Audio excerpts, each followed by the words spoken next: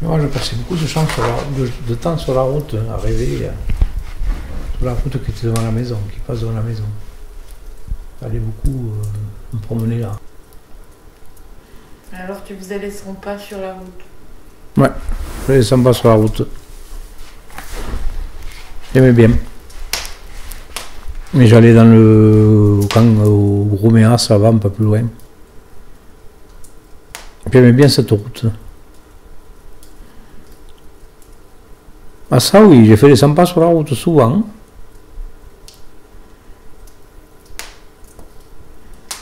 Ah oui. Oh là là.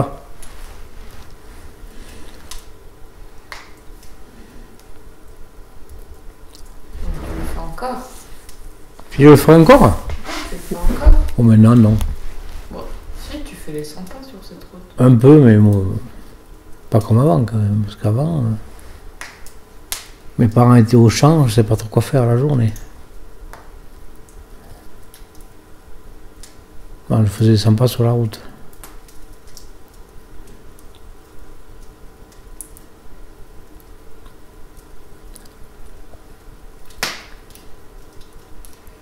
Elle est bien cette route, elle passe juste devant la maison.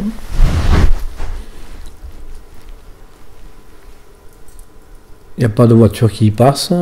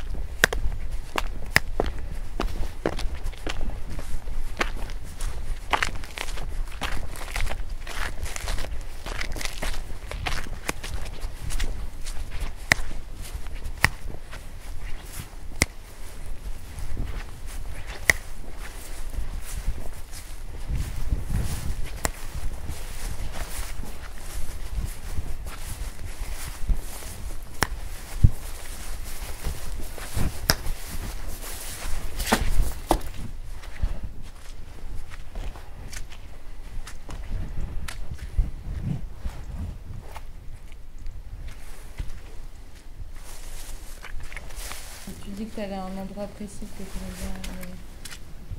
Moi j'aimais Cet bien endroit. aller là-bas en passant sous l'hangar, de l'autre côté là-bas.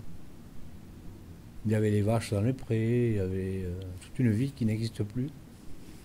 Pour écouter les vaches. Par exemple, oui, écoutez les vaches, la pluie, le vent, le bruit des arbres. Tout ce qu'on ne fait plus aujourd'hui, on n'écoute plus la nature telle qu'elle est, telle qu'elle est.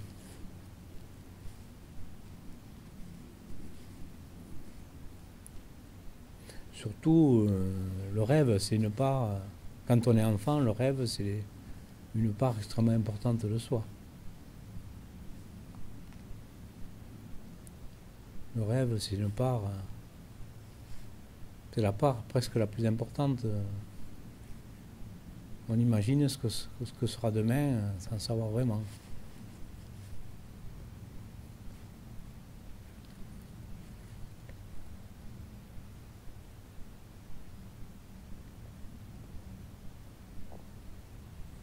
Et en ce qui concerne les énergies, je disais, les énergies, elles ne bougent pas, elles sont toujours les mêmes. Et si on sait les repérer, les choses sont énergie avant que d'être vraiment concrètes, quoi.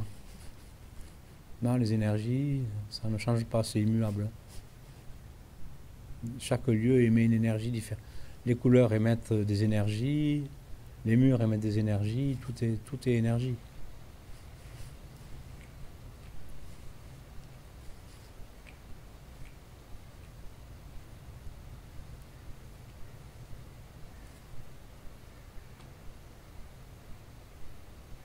Mais ça fait beaucoup. C'est des niveaux très différents, tout ça. Le passé, des choses telles qu'elles étaient, les énergies, c'est des domaines différents. C'est des choses que moi j'ai développées personnellement à cause peut-être du handicap. Certainement même. Il y a une part de poésie dans tout ça, de poésie, de rêve et de fantasmagorie.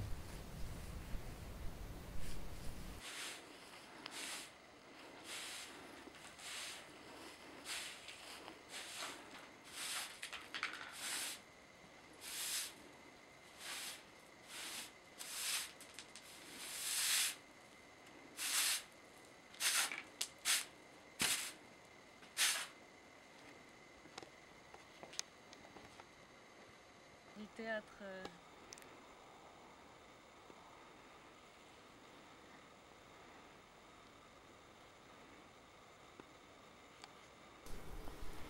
Mais dans la nature, on les ressent encore plus. Au milieu des bois.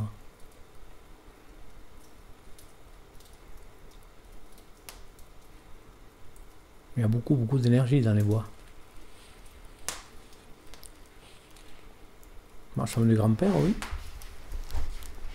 Les maisons, elles gardent le passé de tout ce qu'elles ont vécu et on peut tout retrouver. On va voir les gens, le passé, tout ce qui s'est passé.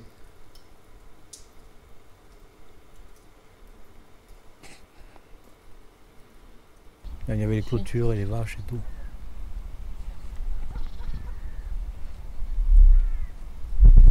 Et donc tu t'asseyais par terre? Non, non, oui, je m'asseyais par terre ou je me couchais par terre. Le soir, en fin d'après-midi, et j'écoutais.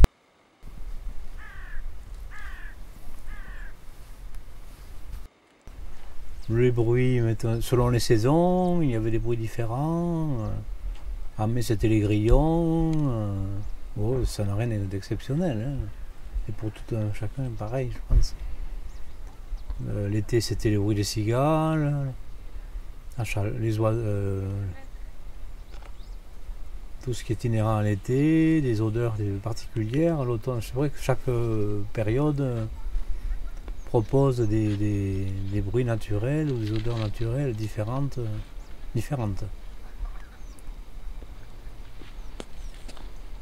Et puis, comme je disais, il y avait toute une vie ici qui n'existe plus aujourd'hui, donc il y a plusieurs niveaux de compréhension des choses.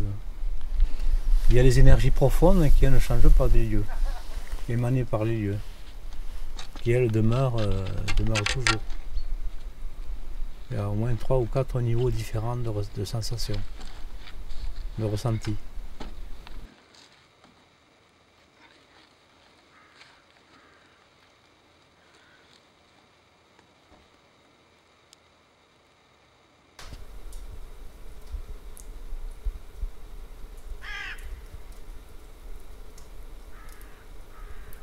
Il y avait des pigeons, elle avait des pigeons mamie, et on entendait couler les pigeons par la fenêtre sous le toit. Il y avait des beaucoup, tout le temps il y avait des pigeons.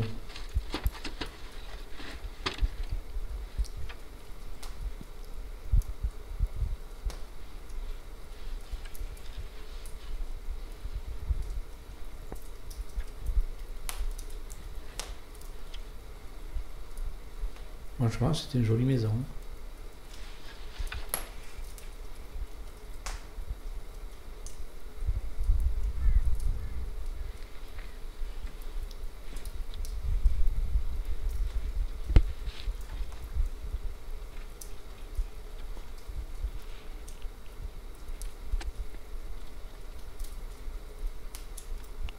tu vois.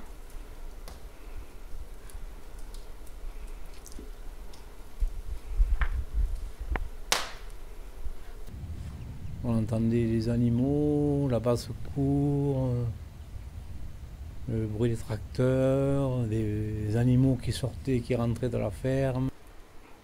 Elle faisait tic-tac, tic-tac, tic-tac. Elle était vieille, vieille, vieille, vieille. Elle sonnait les heures, les demi-heures. Et on avait l'impression qu'elle avait toujours été là. Parce que la pendule, il n'y a besoin de rien d'autre. Hein.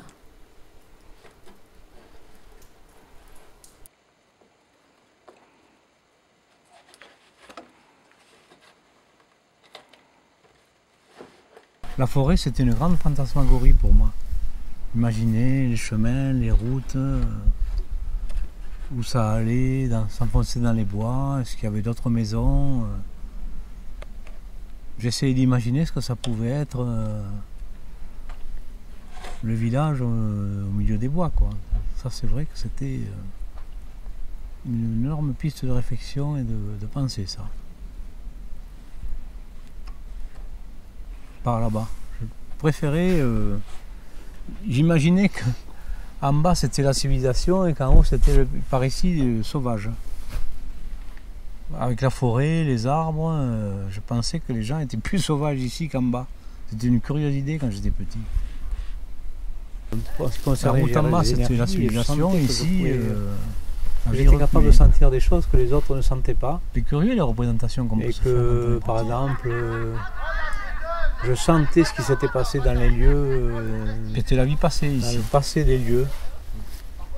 Que là, il y avait telle chose autrefois, que là, il y avait telle vie qui sûrement s'était déroulée.